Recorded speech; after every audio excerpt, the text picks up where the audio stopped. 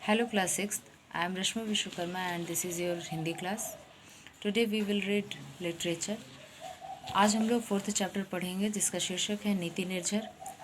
इस चैप्टर में रहीम दास के लिखे कुछ दोहे संकलित हैं जो हमको ये सिखाते हैं कि जीवन में हमें सही गलत की पहचान कैसी करनी चाहिए, समाज में हमारा व्यवहार कैसा होना चाहिए और सामाजिक जीवन से जुड़े हमें अन्य बातों की भी शिक्षा इन दोहों के माध्यम से मिलती है। तो चलिए स्टार्ट करते हैं।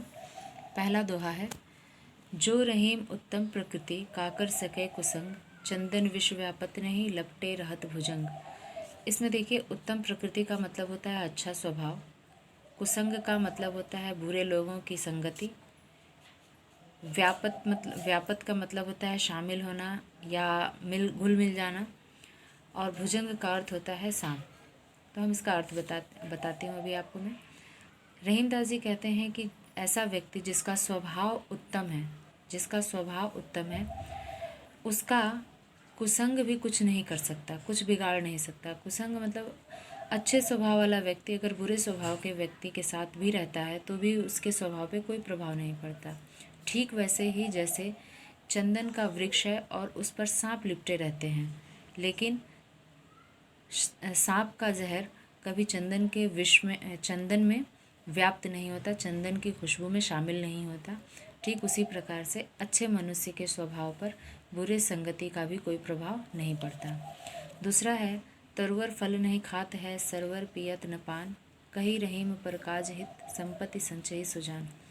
तरुवर का अर्थ होता है वृक्ष, सरोवर मतलब सरोवर या तालाब, पर काज मतलब दूसरों के काम के लिए, संपत्ति संचयी मतलब होता है इकट्ठा करना, सुजान मतलब सज्जन।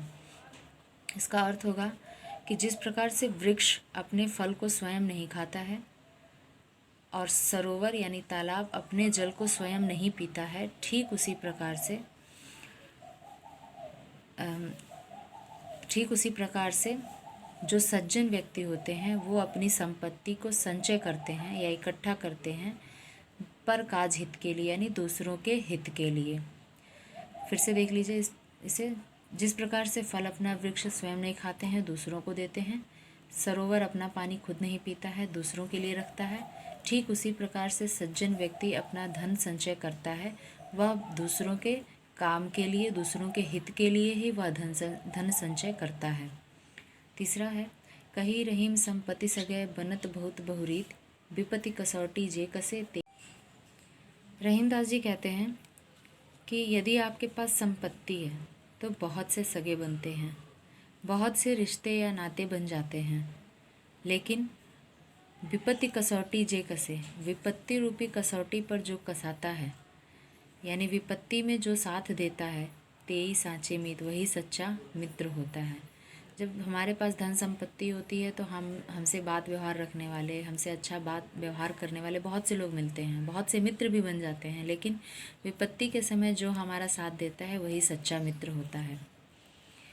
नेक्स्ट, रहीमन धागा प्रेम का मत तोड़ो चटकाए, टूटे ते न जुरे जुरे गांठ पड़ जाए। रहीम दास जी कहते हैं कि प्रेम और विश्वास का जो धागा है या जो संबंध है उसे तोड़ना नहीं चाहिए, क्योंकि अगर एक बार यह टूट जाता है तो जुड़ता नहीं है, और अगर जुड़ जाता है तो भी गांठ रूपी संशय उसमें आ जाता है।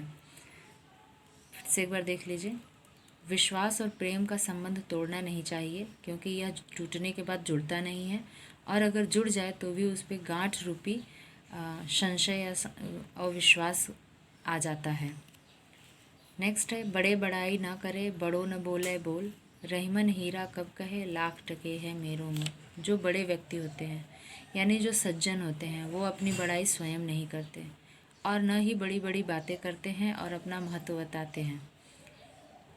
रहीम दास जी कहते हैं कि यह बिल्कुल उसी प्रकार होता है जैसे हीरा कभी नहीं कहता कि लाख टका मेरा मोल लाखों में है।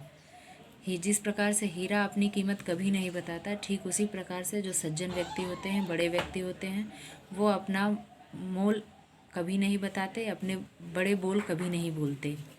नेक्स्ट, दोनों रहीमन एक से जो है बोलत नाही, जान परत है काकपिक ऋतु बसंत के माही। रहीम दास जी कहते हैं कि दोनों बिल्कुल एक से हैं अगर बोले नहीं, लेकिन जब बसंत ऋतु आती है और कोयल बोलती है तो कौवे और कोयल का भेद स्पष्ट हो जाता है। जब तक यह दोनों बोलते नहीं हैं तब तक तो यह दोनों बिल्कुल एक जैसे हैं, लेकिन जब यह बसंत ऋतु में कोयल बोलती है तो कौवे और कोयल का अंतर समझ में आ जाता है। ठीक उसी प्रकार से कटु वचन बोलने वाले व्यक्ति और मधुर वचन बोलने वाले व्यक्तियों के बीच अंतर स्पष्ट हो जाता है, सिर्फ उनकी बातों से ही। नेक्स्ट, रहमन देख बड़ेन को लघु न दीजे डार, जहाँ काम आवे सोई कहा करे तरीवार। रहीमदास जी कहते हैं कि यदि बड़ी वस्तु आपको प्राप्त हो जाती है तो छोटी वस्तु को त्यागना नहीं चाहिए। क्यों?